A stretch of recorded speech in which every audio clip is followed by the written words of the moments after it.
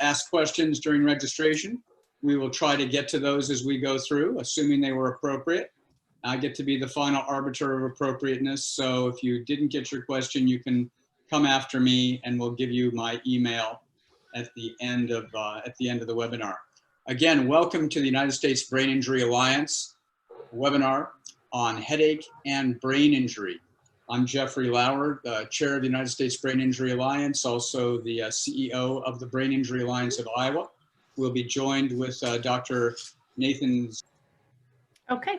Very good. So welcome to the United States Brain Injury Alliance webinar on post-traumatic headache. What the doctor doesn't know can hurt you. I'm Jeffrey Lauer, chair of the United States Brain Injury Alliance and also CEO of the Brain Injury Alliance of Iowa. And we are very honored today to be joined by Dr. Nathan Zasler. He's a physician and he's the Chief Executive Officer and Medical Director for the Concussion Care Center in Virginia, as well as the Medical Director and CEO of Tree of Life Services. He serves as Vice Chair of the International Brain Injury Association, and he's board certified as a PM&R physician, fellowship trained in brain injury with a subspecialty certified in brain injury medicine. He's an affiliate professor at the VCU Department of PM&R in Richmond, and an adjunct at the Department of Physical Medicine and Rehabilitation at the University of Virginia in Charlottesville. He has an extensive pedigree and resume. One of the things that Dr. Zasler is well known for across domains in brain injury is the book Brain Injury he's the chief co-editor of Brain Injury Neurorehabilitation and also Brain Injury Professional. I keep next to me most days a book that Dr. Zasler has edited with a couple of colleagues called Brain Injury Medicine. It's a great reference book. It weighs about 26 pounds, and so I can also put it in my backpack when I need to have a workout. Nathan, thank you so much for joining us today, and appreciate your time. So to kick it off, there's a lot of folks joining us today from around the country. Welcome. Headache is maybe one of the last things on your mind until it's the only thing on your head. What got you interested in headache, Dr. Zasler? Well, as a rehabilitation physician who career-wise has focused on managing people who've had acquired brain injuries, most of whom have had traumatic brain injuries, I would tell you that early on, I recognized the fact that pain was a significant issue with many of the patients, not just headache, but pain more generically, probably headache and neck pain being the two most common types of pain reported by people following traumatic events. And from there, my interest evolved over the years, and I've been doing this now, dare I say, over 30 years, and really took an interest in these patients because I started seeing many folks on a tertiary care basis who had seen multiple physicians and had not gotten any better, even though they were treated supposedly for a headache disorder, but the treatment didn't have any positive effect. So I began not only looking more closely at these people clinically, but also looking at all the extant literature on post-traumatic headache, which dates back many, many, many years. It's not just a recent phenomenon. So people were writing about this in the 1940s and before. I don't think the knowledge was as sophisticated clearly as what our knowledge is now, but it was certainly a topic of discussion and well identified as a common somatic or physical symptom following these kinds of injuries. So we're here today with thousands of patients under my belt over the years that have helped me better understand headache. I think, again, it's a tough topic and a bugaboo for many physicians, pain in general. Right. And headache more specifically, as we'll probably talk about, tends to get lumped as opposed to split as far as diagnostic impressions. Yes. So when you look at the current classification systems, which I'm not a big fan of, they lump the topic as post-traumatic headache, but there's at least 8+ different conditions that can cause headache following trauma. And part of the challenge to the clinician is getting an adequate history and doing an adequate physical exam to elucidate what the specific subtypes are of the headache. And oftentimes we find that there's more than one contributor to the headache disorder. And unless you treat all the contributors, you're not optimizing your outcomes clinically. So with the hundreds of people that tried to join this webinar and who will be listening afterwards, I'm going to ask you, what would be the most frequent classifications of the 8 that you would see in your practice or that you see across the board after a traumatic brain injury? What's, if you will, the top 4 or 5 categories? Sure. Before I answer that, if Yes. I may, I want to give a caveat, and that is there is a substantive amount of literature on this topic, but I think the literature is driven mainly by the International Headache Society classification, what's called the ICHD-3, Okay. International Classification Headache Disorders, 3rd edition. And that goes back to the problem of defining things based solely on symptoms. It's not a classification that at all looks at what the physical exam findings are, which I think is a mistake. And that's one of the reasons I find in my practice that a lot of these folks get misdiagnosed, because many of the symptoms that we see in terms of headache can be caused by a variety of different pain generators.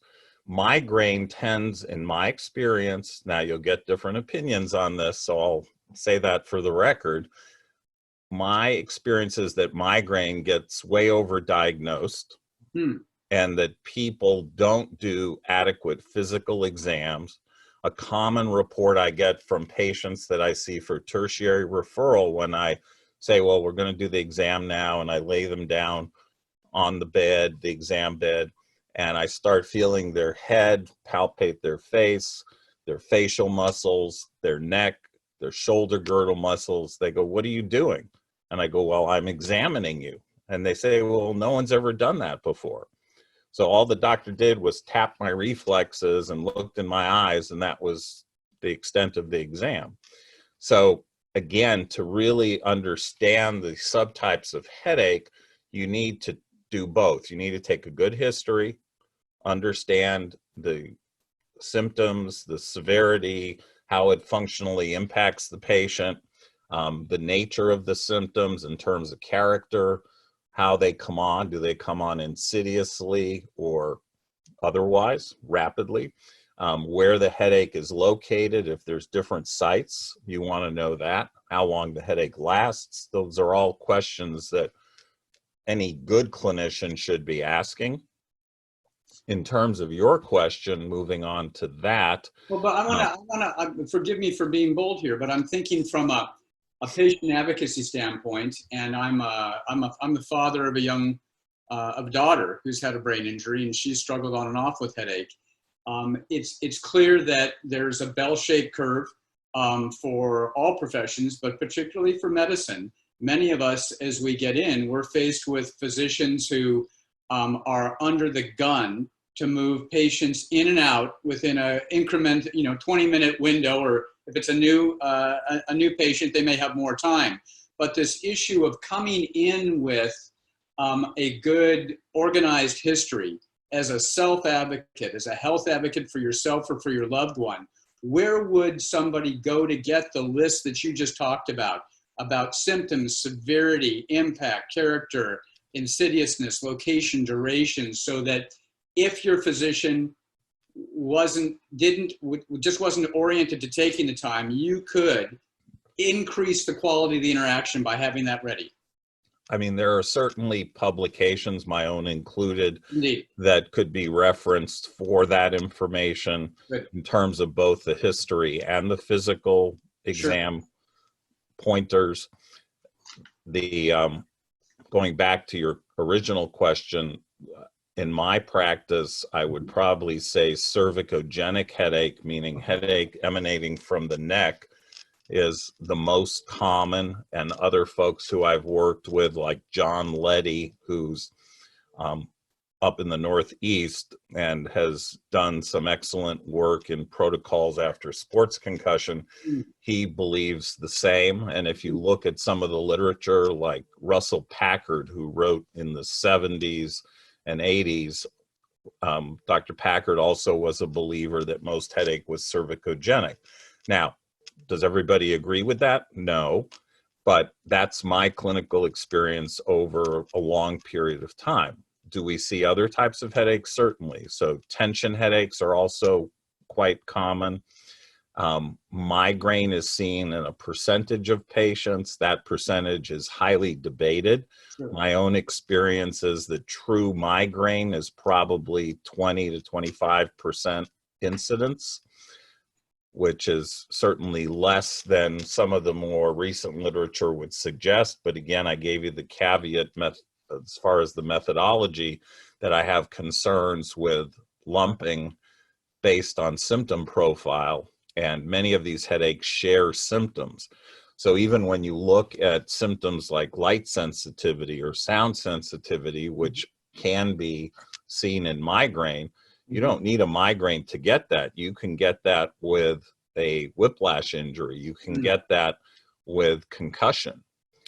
So concussion can cause sonosensitivity, photosensitivity. So the symptom itself isn't necessarily what we call pathognomonic. It doesn't lead you directly to a particular choice of headache subtype. You have to look at the bigger picture. Got it.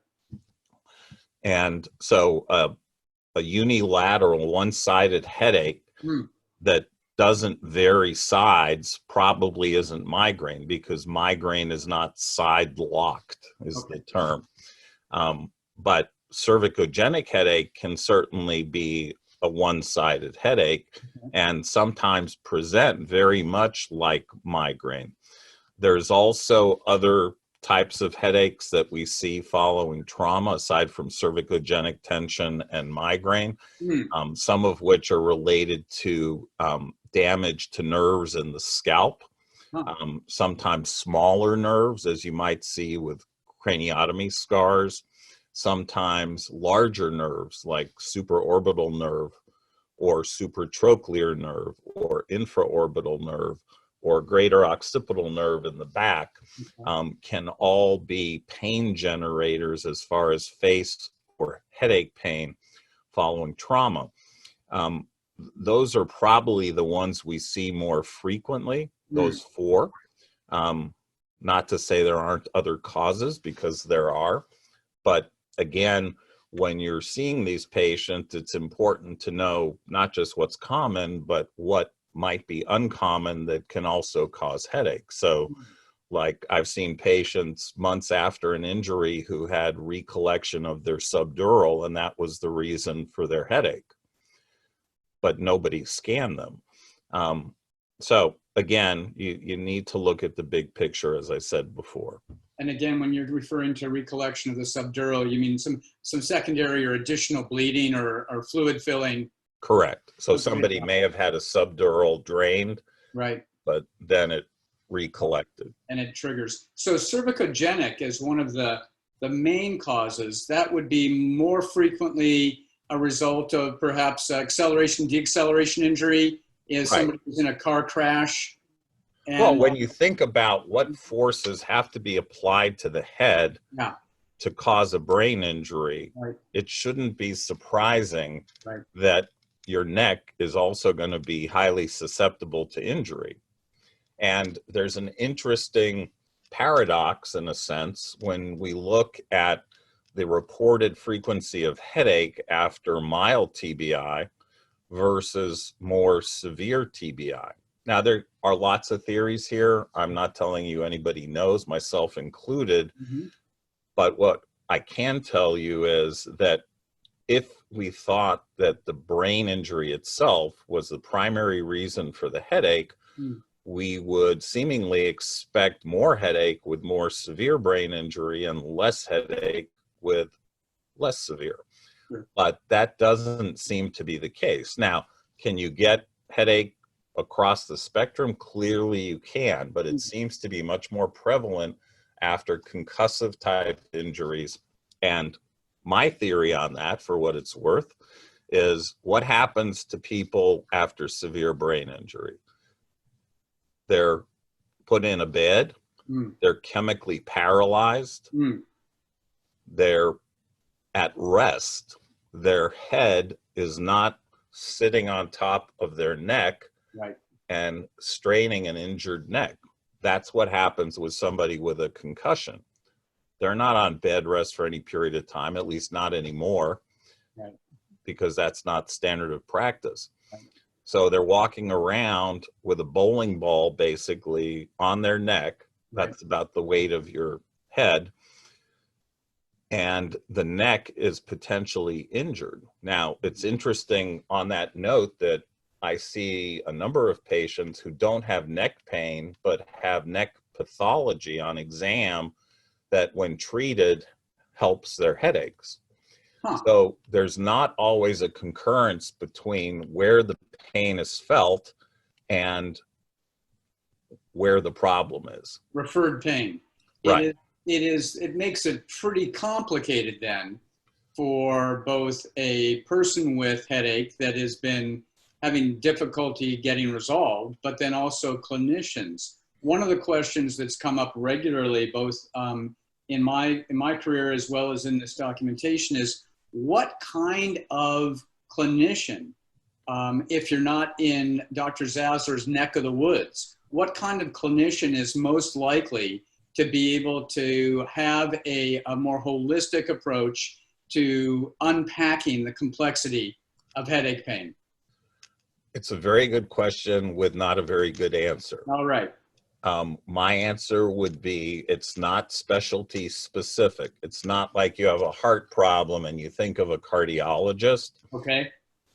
The problem here is that unless you have a particular experience with an understanding of post-traumatic headache, just because you're a headache specialist doesn't mean you're going to be successful with that patient. So I have seen over the years a number of people who've gone to big headache clinics, not really gotten any better. Some do, some don't. So it's not a guarantee is my point. Neither is the specialty of the individual. So you can see physiatrists, which is my training background. You could see neurologists, neurosurgeons, sports medicine doctors, and they may miss the diagnosis. But if they are adept and understand the nuances of the history, the physical exam, the differential diagnosis, then it's a different story and their success rates will obviously be higher. The question is, how do you find those people? And I think looking at the literature and who's published on the topic can be helpful. So going on PubMed and looking up post-traumatic headache, particularly articles that deal with clinical assessment. I don't think there's any directory that I'm aware of that says these are the docs that are good with post-traumatic headache. That might be a nice project to work on. But as of yet, it doesn't exist to my knowledge. Got it. So I'm going to put a thinly veiled plug for a person's state brain injury alliance or brain injury association. If you happen to be in Iowa or in Washington State, there are, we learn from, as you did too, Dr. Zasler, from the people we serve, who at any given point in time of those different specialties, sports medicine, neurosurgery, neurology, have taken time and at least have, what would I say, less worse patient-reported outcomes. And so there is a certain amount of self-referral to try to go to school on what other people have experienced. Sure. So that said, is there a group of brain injury and headache? Is there a society for brain injury and headache that you belong to? Or again, is it just kind of searching the literature and hoping you might be close to an academic and or a published person?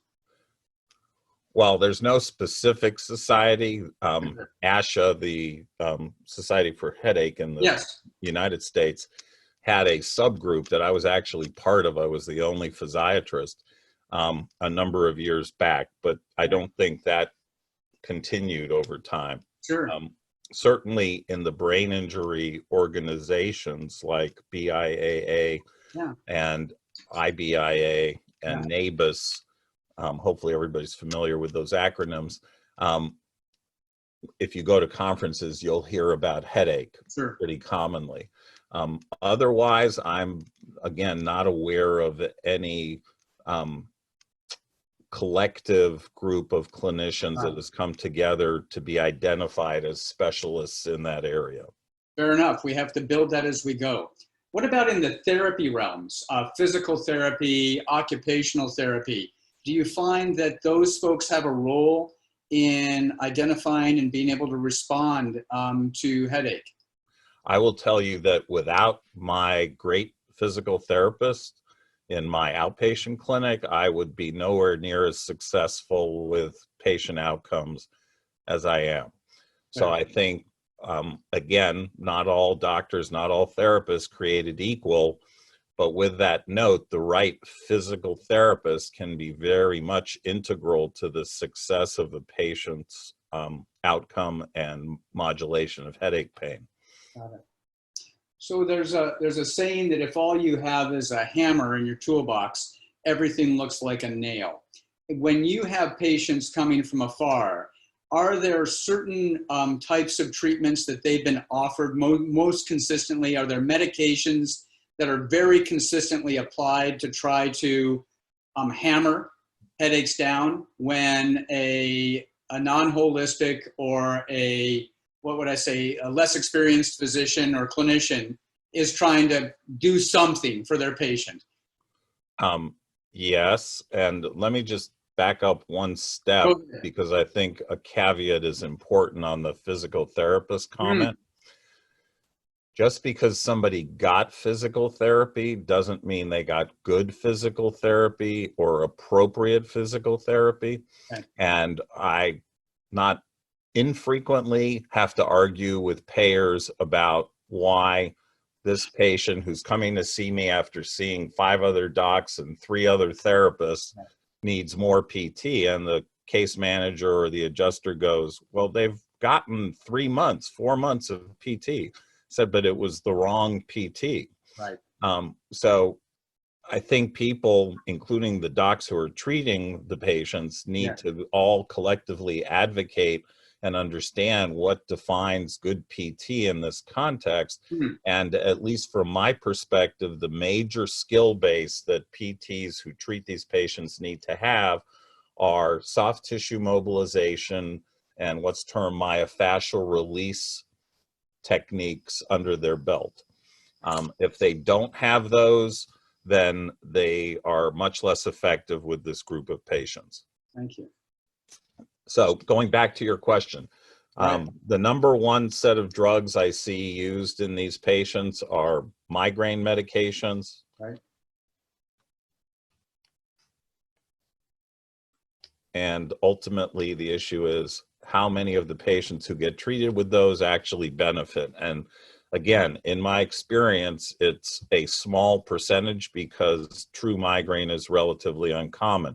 I'm just involved in a case where the patient, who's a female, has headaches all day long. Right. That's not typical for migraine, particularly holocephalic headache, meaning headache all over the head. Okay. So, you know, when I looked at the records, it was like the neurologist diagnosed migraine, and I'm like questioning what's the basis of that. This doesn't sound like migraine. Okay. But again, it's your hammer sees nails analogy. Right. And that happens frequently, unfortunately, in my experience. Mine too. Well, in this area of medication, perhaps, you know, well-meaning, but perhaps misapplied medications, can that lead to an exacerbation or a worsening of headache? without question, the answer is yes. Some of the notorious agents there are use of opiates for pain management, which can create medication overuse headache and aggravate or exacerbate the underlying headache disorder.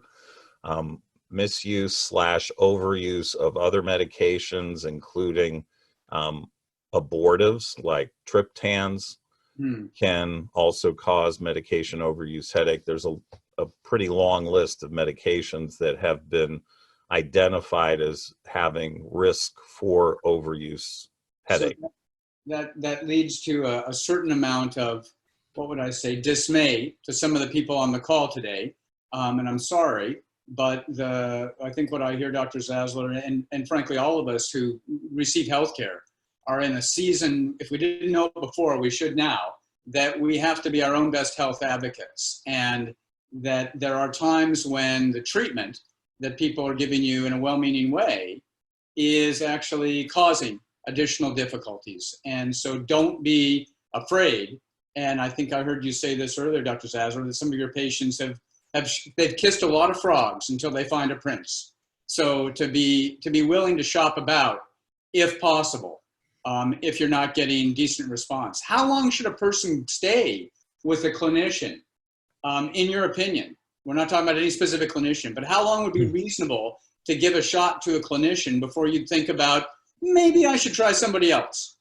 Again, this is one person's opinion on that question. You're here. No evidence-based literature on that topic.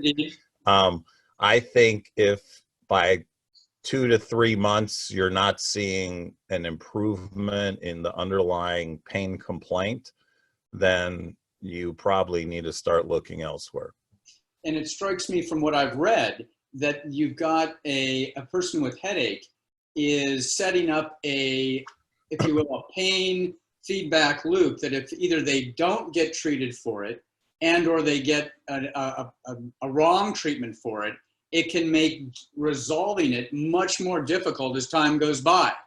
You bring up a very interesting point here, Jeff. And when pain chronifies or becomes chronic, you run into all these other issues in terms of things like physiological processes that occur in the central nervous system, like central sensitization.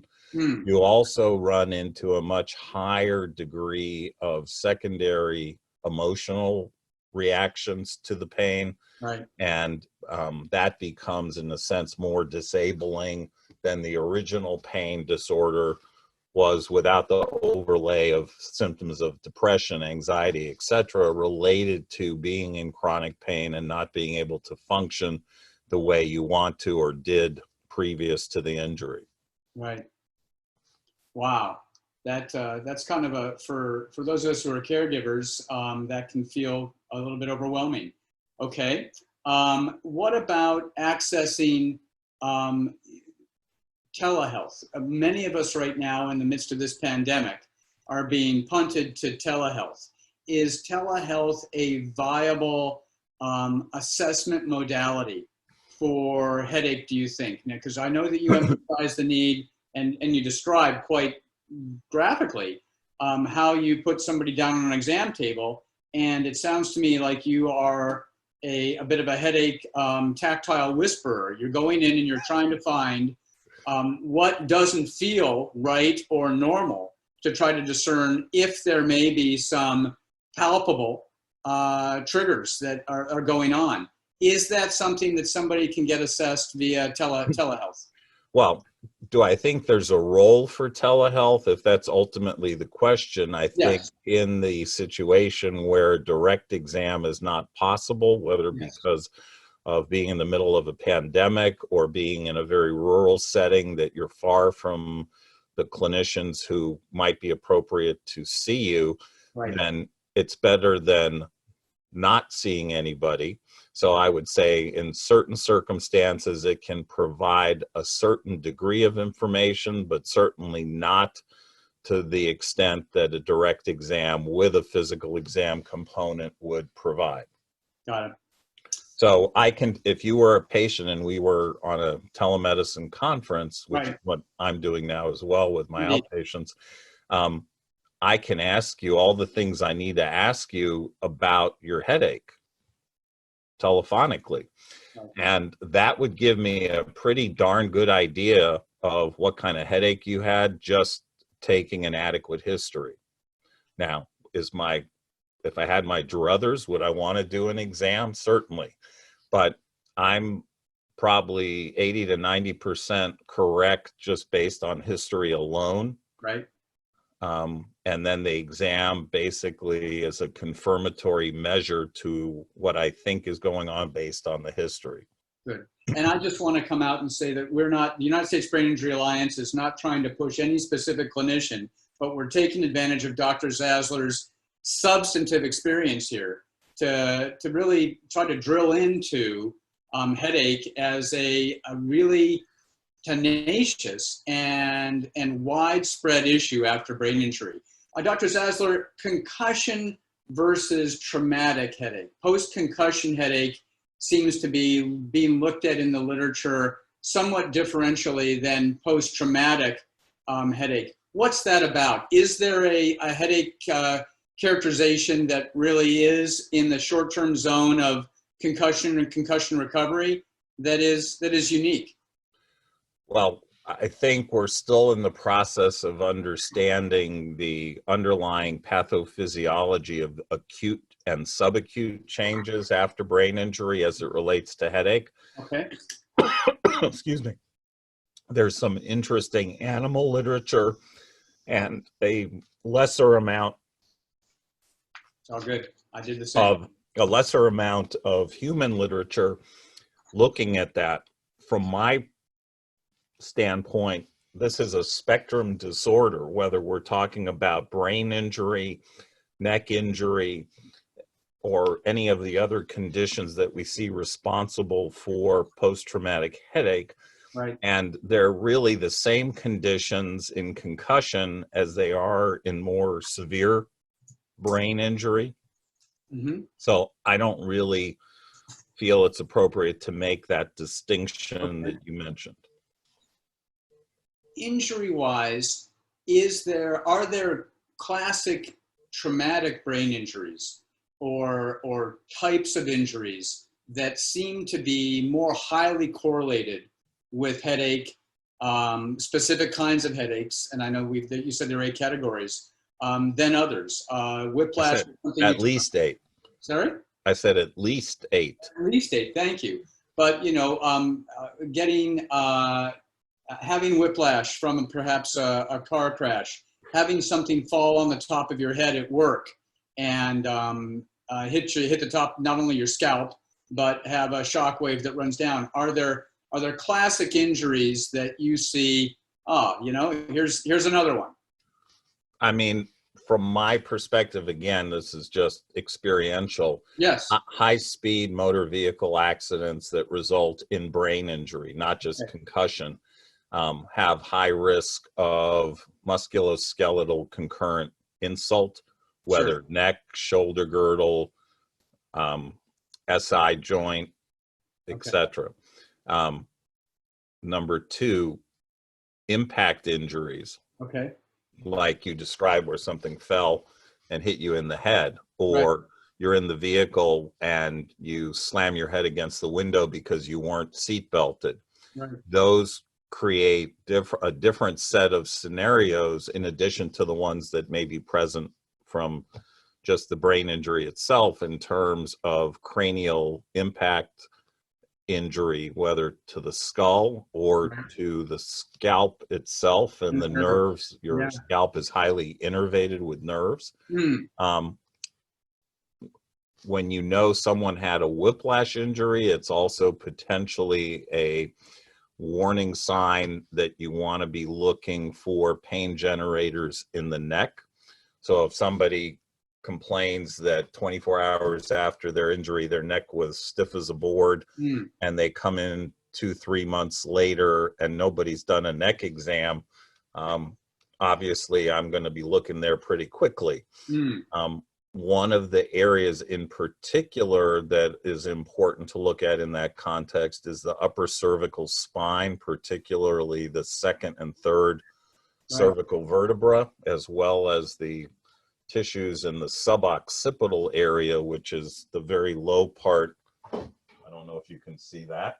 Yeah, thank you. In here, to look at whether there's myofascial impairment, signs or indicators of occipital neuralgia, which could be greater or lesser occipital neuralgia or third occipital neuralgia, third nerve. So again, I'm oversimplifying here, but to answer your question, those would be some examples. Got it. So again, just for folks who may be joining us midstream, this is the United States Brain Injury Alliance. We're having a medical webinar today with Dr. Nathan Zasler, who's an international physical medicine and rehabilitation physician with a specialty in headache. Dr. Zasler, are there differences between men and women and or body shape and body type that you see align with increased or decreased or unique characteristics with different categories of headache? Short answer is yes. Men tend to have more girth in their neck, more muscular necks, so their necks tend to protect them not only from neck injury relative to women, but also for protecting against brain injury. Okay. So the weaker your neck is, the more of a fulcrum you can get if you get traumatized. And if you look at players like people in college or professional football, they all have pretty massive neck sizes. Women tend to have thinner, less muscular, longer necks than men, which makes them more prone to whiplash insult. Got it. So the same thing we see potentially to some degree in sports and sports injury, sports concussion. Correct. That the gender difference. Got it. Helpful. And then are there any other characteristics that tend to go along with headache?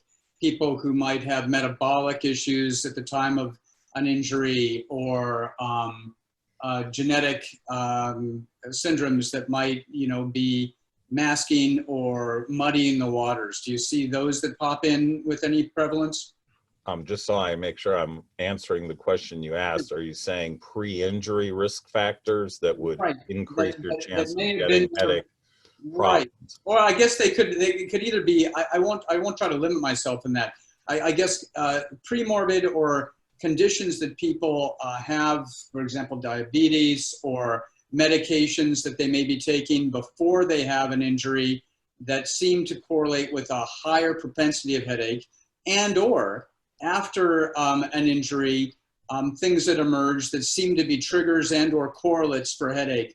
Just trying to think of the complexity of human beings, that very few of us come out with any single pathology. We usually are a mix of things. Right.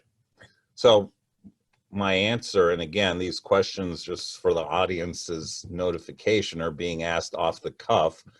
There was nothing prepared here. So my answer is off the cuff as well. Fair enough. And I would say clearly a history of familial migraine would be a risk factor for developing migraine in a patient following trauma, even if that patient didn't have migraine themselves prior to the injury. Okay. So that's termed genetic loading risk factors. Sure. Someone who had migraine but may have gone into remission is more likely than somebody without a history of migraine to develop migraine after an injury like we're discussing. Pre-existing cervical spine disease probably puts you at some increased risk of more problems associated with whiplash type injury. Sure. As related to headache.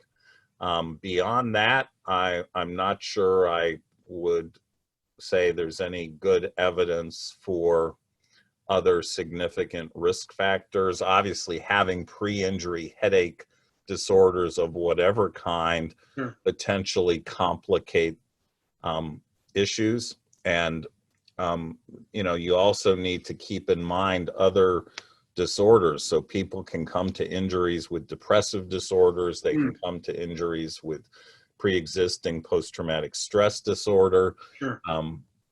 anxiety disorders. All those conditions, by the way, can be associated with headache. So you can see headache in depressed patients, anxious patients on the basis of the affective disorder.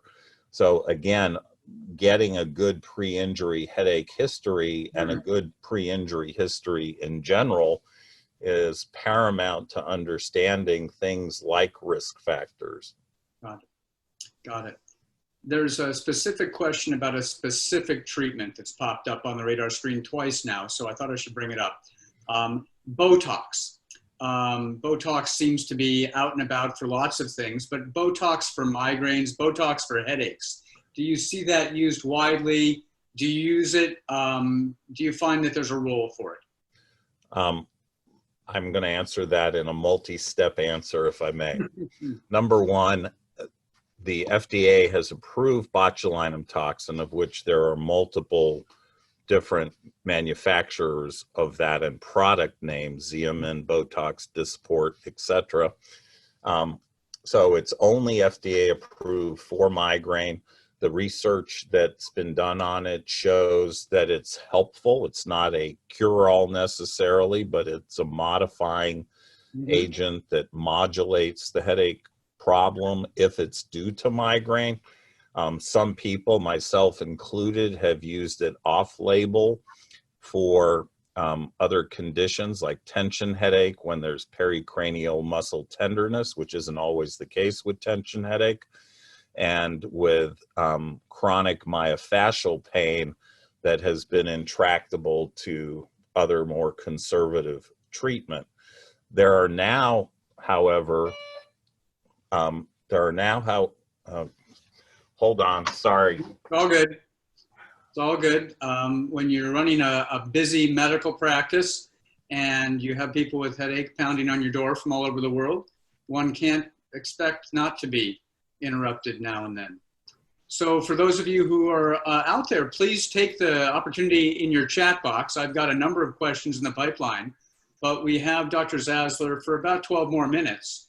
If you have a specific question that you would like asked, please go ahead and type it into your chat box. Dr. Carroll will get to you.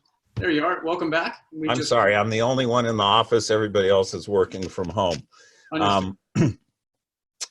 Where were we? Oh, I was going to say there are now newer agents that are quite exciting, like Emgality, which is a CGRP inhibitor. What's that? CGRP. It's a drug that's injected. It's a once-a-month drug for migraine that has shown quite good efficacy with relatively clean side effect profile. Nice. Again, it doesn't always work. Like triptans, you have a response rate with triptans of about 70%. Okay.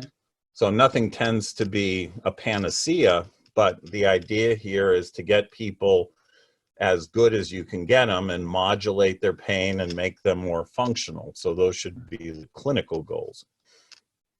And there are also a whole array of new treatment techniques that are being looked at that fall under the rubric of neuromodulation mainly for migraine in terms of how they're currently being used and how they're currently FDA approved. So treatments like transcranial magnetic stimulation with home units that are this big, to vagal nerve stimulation, to supraorbital nerve stimulation. There's a device called a Cephala unit that's was developed in Belgium that's being used for migraine. So there are now lots of different ways to get the horse to water and make them drink. So those are those over the counter, or are those all prescription? Those are prescription, at least in the US. Got it, thank you. Question about the visual system and headaches. There are folks who have found that lenses, different kinds of lenses, FL41 lenses, or working with neurooptometrics have been able to help moderate or deal with their headaches. Is that something that you've seen as a frequent phenomenon? Yes, you kind of asked several things in that one, so I'll try to break it down. You're doing great. I think that the visual system can certainly influence the symptom of headache. So there's experience, not really much good literature on things like vertical heterophoria, where the eyes don't quite line up, and that has been associated with headache. And when you treat the vertical heterophoria, the headaches get better. Slight imbalances between eyes, because our visual system is binocular, can cause an array of things. Even again, something people may not think about is if you have an imbalance, you may develop as a consequence compensatorily a head tilt. And you stay like this long enough, guess what happens? You start having neck issues and potentially referred pain associated with that. So it can be a complex mechanism, is the point I'm trying to get across. It's not just an eye thing. You know, the eyes are connected. It's the old, the hip bone's connected to the knee bone. The eyes connect to the vestibular system. They connect to the brain stem.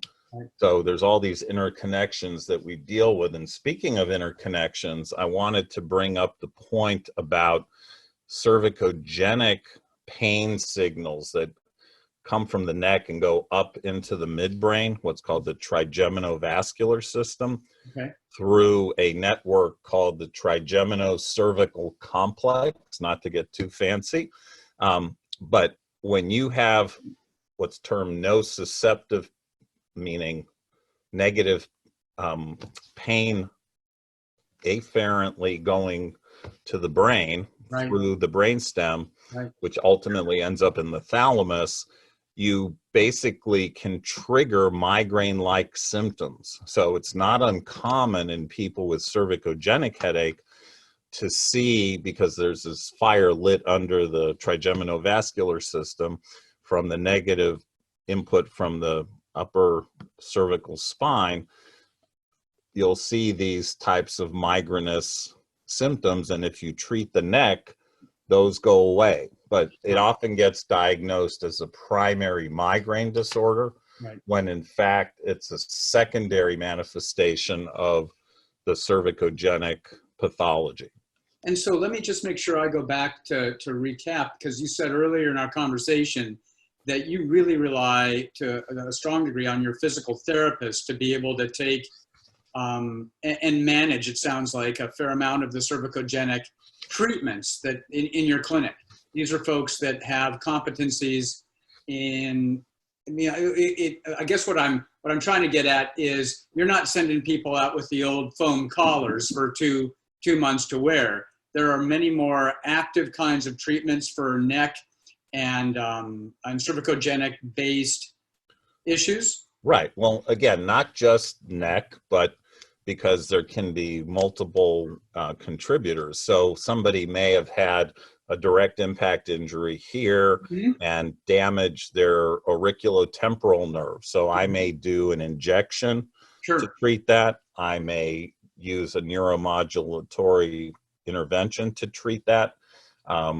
My therapist works with the neuromodulation devices. She does a technique called dry needling, which is not allowed in all states, but in some, which is a type of myofascial release technique. And she does hands-on manual work, which again is really the critical piece of the therapist's role. It's not exercise. It's not giving you a home exercise program. It's hands-on good therapy. So again, medications are just a piece of the armamentarium when we're talking about treatment, and it depends on what you're treating. So in some circumstances, like for neck problems, the majority of the time, I'm not necessarily using medications. They're all physical interventions, whether it's injection therapies, manual medicine, mobilization. On the note of mobilization, as someone who has had some osteopathic training, it's invaluable. So seeing a good DO or chiropractor who has experience with post-traumatic headache and knows manual medicine techniques can be very helpful. Just to give a plug to some fellow colleagues. There's a pitch to chiropractic from an MD. I love that. And again, I also mentioned DOs. But again, you have to look at what you're treating to even begin a discussion of what's appropriate treatment. So there's a question from one of your colleagues, Dr. Robert Carroll from Minneapolis, who says that he's a troublemaker. Yeah, well, we both know that. Actually, most of us do, but we still indulge him. He indicates that he's looking as for much trouble as possible. There you go. Go ahead, Robert. Ask your question. Hey, Bob. Hi, Nathan. How you doing? Well, I was just chatting about. I find a lot of headache can be treated in addition to physiological and structural changes with stress management techniques. Everything from meditation to coping to depression, which I think you mentioned, but also lifestyle changes, preparation for going into a stressful family meeting, or how many hours they spend staring at a computer screen, et cetera, et cetera. And I thought you might want to comment on the role of psychologists. I had to throw you a softball question. Oh, no, that's fine. And we hadn't gotten there yet. We sort of touched the fringes. I totally agree with Dr. Carroll's comments. I think that I'll tell you my experience with clinicians is that people don't recommend psychology enough in their pain patient population unless they're in an organized pain clinic or program. And physicians tend to not know who their resources are in the community for those kinds of services, but they can be a very nice complement and often are, you know, strongly clinically indicated when you have a patient, particularly in my experience, with more chronic pain where you have more risk of secondary psycho-emotional issues. So stress inoculation therapy, as Bob mentioned, cognitive behavioral therapy. There are a number of techniques that can be helpful. And when you look at like the migraine literature and the tension headache literature, techniques like biofeedback, relaxation therapy can all be helpful adjutants to more traditional medical management. So really looking at the patient from a biopsychosocial perspective, I think is important here. Thank you. And I think you're right. It's hard to find an expert in brain injury and simultaneously chronic pain, but it goes along with a lot of what you've been saying, which is you've got to get to the right person. Yeah, I agree. Thank you. Thank you. Nathan. Nice seeing you. Nice cars, by the way. Oh, Havana. It's when I was in Cuba. No, I recognize it. I think I was at the same mall. Question that's come in here about, we're going to move, we talked about eyes and the visual center and the impact of vision. What about olfaction, of the olfactory center? There's a question in here from an individual who seems to get significant anxiety as well as difficulty with explosive headaches from specific kinds of chemical smells and triggers. Is that something that you find commonly after traumatic brain injury? And if so, is there something that can be done? I think that question stinks. Ba-bum-bum. So my answer to that is that sounds very migrainous in quality. Yes. As a trigger. Olfactory stimuli can be aversive stimuli that trigger migrainous symptoms.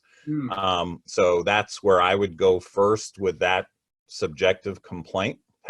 Again, I don't know if they've been diagnosed with migraine, but that would be the first thing I would think about.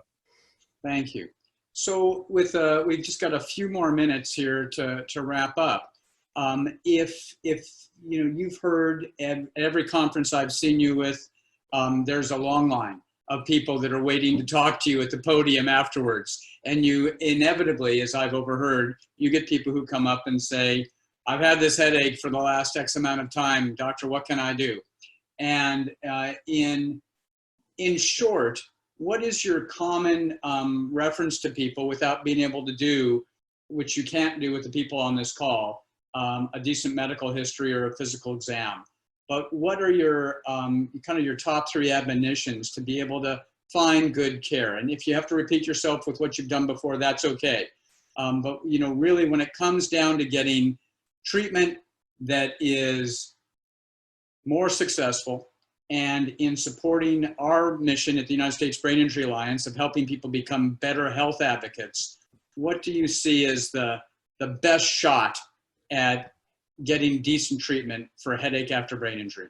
Well, again, I think that's a loaded question in several respects. One is not everyone has the resources to get higher quality care, and there tends to be the overall movement towards seeing patients more expediently, getting them in and out of the office, the managed care model of healthcare. You all know what managed care stands for, right? I think if they don't, they will soon. Managed care actually is an abbreviation for we can't manage, they don't care. Wow, that managed care. So again, I think that model is not conducive to good outcomes with these kinds of patients as a general statement. Yes. I'm not going to tell you it never works, because I'm sure sometimes it does. Right. But to do a decent history and a physical exam, you need 20 to 30 minutes. Okay. Again, you're going to be asking other stuff as well, but I would say if somebody's spending 5, 10, 15 minutes with you, I don't see how they can do an adequate job of assessing and coming up with treatment recommendations. We talked about talking with other people who've seen other clinicians. That's probably, in the absence of a resource guide to who's good at this, Right. might be the best.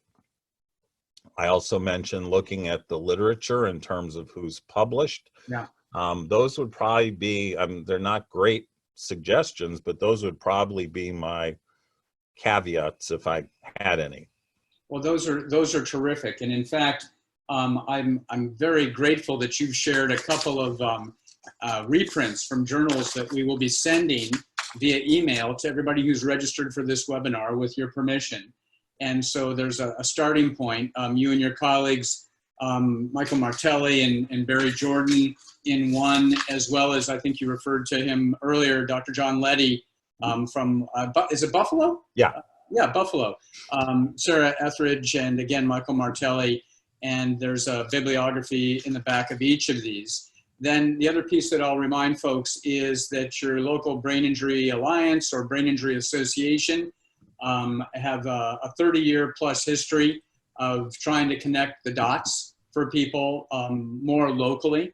And I'll just tell you that Dr. Zasler here has made himself on occasion available for pointing us in the right direction when we get stuck. We try not to call them very often, and we don't call them on individual cases, but in terms of trying to locate somebody in some part of the country, if you live in Washington State, we would do you a disservice referring you to Southern Florida, particularly now in this era. Any final comments, Dr. Zasler? I have one other idea as far as Please. resource Please. usage. You're probably familiar, Jeff, with the model systems. Absolutely. Nationally. I think the model systems would be a good place to look for clinicians who have brain injury medicine expertise. Good. So the traumatic brain injury model systems specifically, and there's quite a number of them now scattered throughout the country. So as one additional afterthought on where do you find these people? Yes. And I'll end with a story that I thought was quite telling at the time. I think it still makes a point. I was giving a lecture in Montana, and it was a headache lecture, and I was describing symptoms of greater occipital neuralgic headache, which tends to present with discomfort at the craniocervical junction, and it can be referred up into the back of the head, and when it's bad, it gets referred up to the same side, to the frontotemporal area, and sometimes even behind the eye. So retroorbital or behind the eye pain is a not uncommon symptom that we see with post-traumatic headache. And they had an event at that conference where certain people dressed up as different things. And this woman who's dressed as a clown, who's sitting about half the way back after I just finished that section of the talk, jumps up like this and said, "That's my headache. I've had it for 20 years and nobody's diagnosed it." And I said, "Do you mind if I come down there?" Excuse me for yelling, but that's how it went down. Right. I go out into the audience and I stick my finger where the greater occipital nerve is, and she basically jumped through the ceiling. So she had a florid case of greater occipital neuralgia, but nobody had ever stuck a finger back there to figure it out or connected the symptoms with the underlying headache subtype. So on that example, I will conclude. Dr. Zasler, thank you so much. Dr. Nathan Zasler is clearly an advocate, an educator. He's a clinical researcher, an inventor, an entrepreneur, as well as a busy practicing clinician, and the only guy in his office to answer the door today. And we very much appreciate you taking the time. Today, No, it was my pleasure, Jeff. Thank you. And if people have questions, please have them sent to me if that's possible. Yeah. I'm happy to try to be of help. We can do that. We can do that. We will be emailing out the 2 reprints, two chapter documents in terms of one civilian post-concussion headaches and another one on post-traumatic headache. And we'll also send out 2 links, one to the Traumatic Brain Injury Model Systems Center, and then one also to the Model Systems Knowledge Translation Center. Thank you, Eric L., for that reminder that we can push out. And there's a fair amount that's been written on headache. There's some fact sheets. And without too much further ado, this is, again, has been the United States Brain Injury Alliance, part of a continuing series of webinars with national and international experts on medical challenges, lifelong challenges, living well with brain injury, which is one of our goals that all of us have. I'm Jeffrey Lauer, the chair, and we appreciate your time. You can find us at usbia.org. And if you need to get a hold of us, it's info@usbia.org. If you email us wanting to get in contact with Dr. Zasler, we will forward an email to him for you. And thank you again for joining us. And also we will send out a recording of this webinar by the end of this week, if not sooner. Terrific. Thank you all for joining, and have a terrific afternoon, and please stay well and be safe. Thanks, everyone.